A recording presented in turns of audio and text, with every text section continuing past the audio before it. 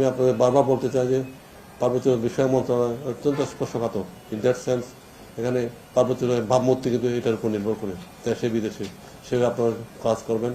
আর আমি আপনাদেরকে বিনীতভাবে অনুরোধ করতে চাই, আমাদের পার্বত্য চট্টগ্রাম থেকে যারা আসেন একটু সার্বিক সহযোগিতা দিবেন, আমি অনুরোধ করি আর কি। এখানে অনেক দূর থেকে আসেন, তো আমরা তো বুঝি, ফিল করি এটা আমাদের একটা রাজনৈতিক ইচ্ছা প্রতিফলন আর কি। আপনারা যে যত পারেন হেল্প করবেন। আর একটা বিষয় বলতে পারি যে এখানে পার্বত্য চট্টগ্রাম বিষয় মন্ত্রণালয়ের ক্ষেত্রে যা করণীয় আপনারা আমাদের পরামর্শ কী করা যায় সেভাবে আর কি। এটা আমার ম্যানিফেস্টোতে বলছিলাম যে সাম্প্রদায়িক সম্প্রীতি, পার্বত্য চট্টগ্রামে সাম্প্রদায়িক সম্প্রীতি দরকার, সুষম উন্নয়ন দরকার, পুরো কিন্তু সুষম উন্নয়ন দরকার, সুষম সম্পদ বন্টন।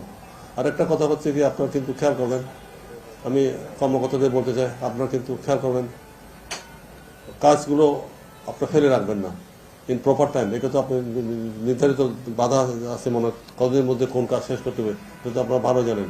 আর হচ্ছে কি আপনারা একটু সচেতন থাকবেন, যেটা কোনো ক্ষেত্রে কিন্তু অতিমাত্রায় আপনার উৎসাহ হবেন না কোনো ক্ষেত্রে, সেক্ষেত্রে আপনারা এগিয়ে যাবেন।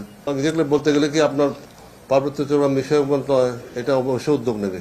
পরিবেশ হচ্ছে ফ্যাক্টর, এগুলো আমরা আমরা চিহ্নিত করে আমরা এগুলো অবশ্যই ব্যবস্থা নেব। রিসোর্টের নামে যে অনেক কিছু করা হয়েছে, পাহাড় কেটে করা হয়েছে, এগুলো আমরা এগুলো নিয়ে একটা ব্যবস্থা করবো আর কি।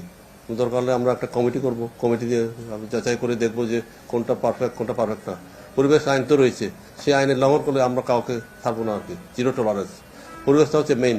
যেমন আমাদের হিল ট্র্যাক্স হচ্ছে পরিবেশ দিক দিয়ে ভেরি ইম্পর্টেন্ট প্লেস, ওখানে কিন্তু আপনার বনভূমির মধ্যে কিন্তু মেইন 8% আছে আর কি, যেটা দরকার। তো আমরা পরিবেশ রক্ষার জন্য আমরা কারোর সাথে কম্প্রোমাইজ করবো না আর কি।